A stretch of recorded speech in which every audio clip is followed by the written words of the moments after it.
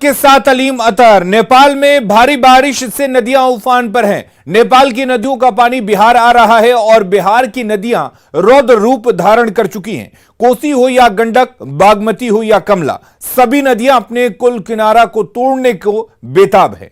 नदियों का यह रूप लोगों को डरा रहा है। लोग दहशत में हैं।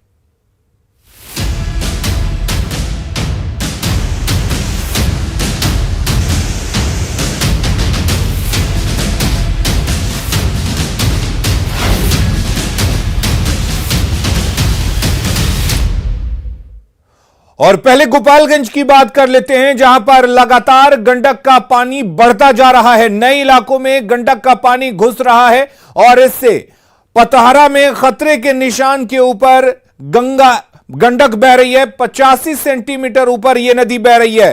पतहरा छरकी पर कई जगह पानी का दबाव लगातार बढ़ता जा रहा है। गोपालगंज जल संसाधन विभाग के प्रधान सचिव आज गोपालगंज आएंगे, गंडक नदी के तटबंधों के हालात का जायजा लेंगे और डीएम के साथ तटबंधों का निरीक्षण करेंगे।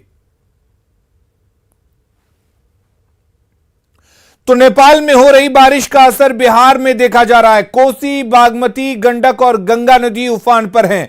निचले इलाकों में पानी घरों में घुस रहा है। लोग सुरक्षित स्थानों पर पलायन करने को मजबूर हैं। कई गांवों का जिला मुख्यालय और प्रखंड मुख्यालय से संपर्क टूट गया है। आपकी टीवी स्क्रीन पर 6 जिलों की तस्वीरें हम आपको दिखा रहे हैं। आप देख सकते हैं कि क्या कुछ हालात है। गोपालगंज, सुपौल, सीतामढ़ी, दरभंगा, शिवहर और सहरसा की यह तस्वीर आप देखकर अंदाजा लगा सकते हैं कि इन 6 जिलों में नदियां किस तरह से विकराल रूप धारण कर चुकी हैं और निचले इलाकों में बाढ़ का पानी घुसने लगा है। और इधर लखीसराय में मौसम में बदलाव देखने को मिल रहा है। जिले में हवा के साथ तेज बारिश शुरू हो गई। तेज बारिश से लोगों को गर्मी से राहत जरूर मिली है। तेज बारिश के कारण सड़कों पर गाड़ियों की आवाजाही में परेशानी हो रही है। वहीं दूसरी तरफ हवा से बिजली की आपूर्ति ठप हो गई है। हालांकि बारिश से किसानों के चेहरे पर खुशी देखने को मिल रही है।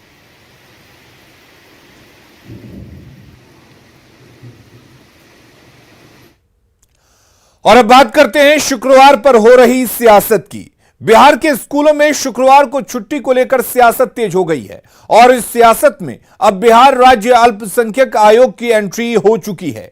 अल्पसंख्यक आयोग ने शुक्रवार की छुट्टी को वैध बताया है और पत्र लिखकर शिक्षा विभाग से आदेश निकालने की मांग की है। बिहार अल्पसंख्यक आयोग के पीआरओ फारूकी जमा से बात की न्यूज 18 संवाददाता ने, जिन्होंने कहा कि आयोग की तरफ के 3 पत्र लिखे गए हैं और उन्हें सरकार के जवाब का इंतजार है।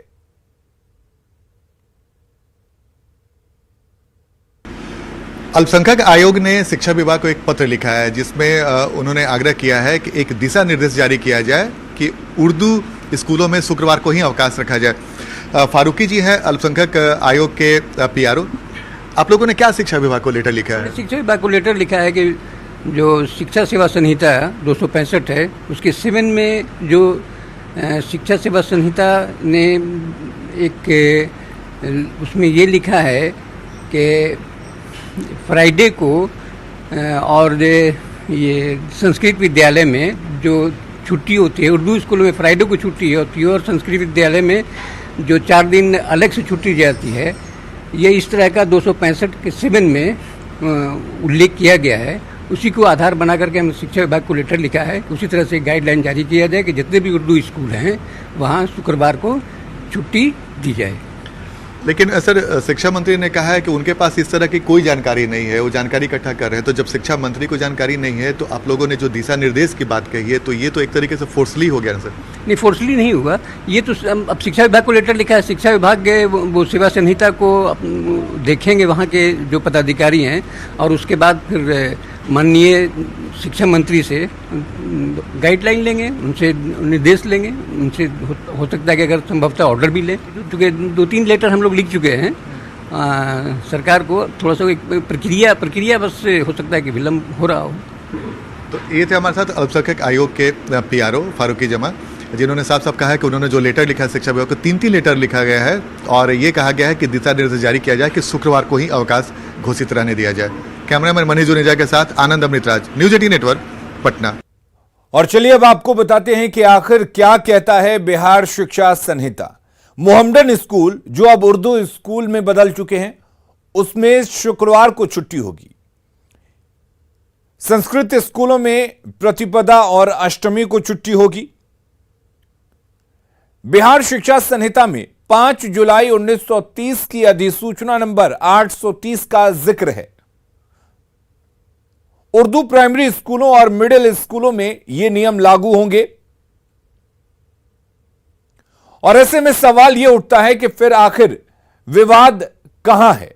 उर्दू स्कूलों को लेकर कोई विवाद नहीं है, गैर उर्दू स्कूलों में शुक्रवार की छुट्टी को लेकर विवाद है। मुस्लिम बहुल क्षेत्र के स्कूल रविवार की जगह शुक्रवार को बंद रहते हैं, उसको बंद करा दिया जाता है, इसको लेकर विवाद है। इस संबंध में कोई लिखित आदेश नहीं है। स्थानीय लोगों के कहने पर शुक्रवार को स्कूल बंद कर दिए जाते हैं।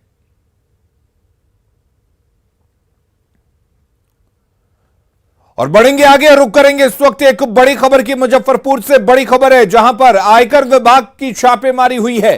पान मसाला कारोबारी पर दबिश दी गई है। ग्रीन केसरी राजेश अग्रवाल के ठिकानों पर छापा पड़ा है। मुजफ्फरपुर में 3 जगहों पर यह छापेमारी हुई है। आयकर विभाग ने छापेमारी है। बड़ी खबर आपको बता दें, मुजफ्फरपुर से बड़ी खबर, जहां पर आयकर विभाग की छापेमारी हुई है।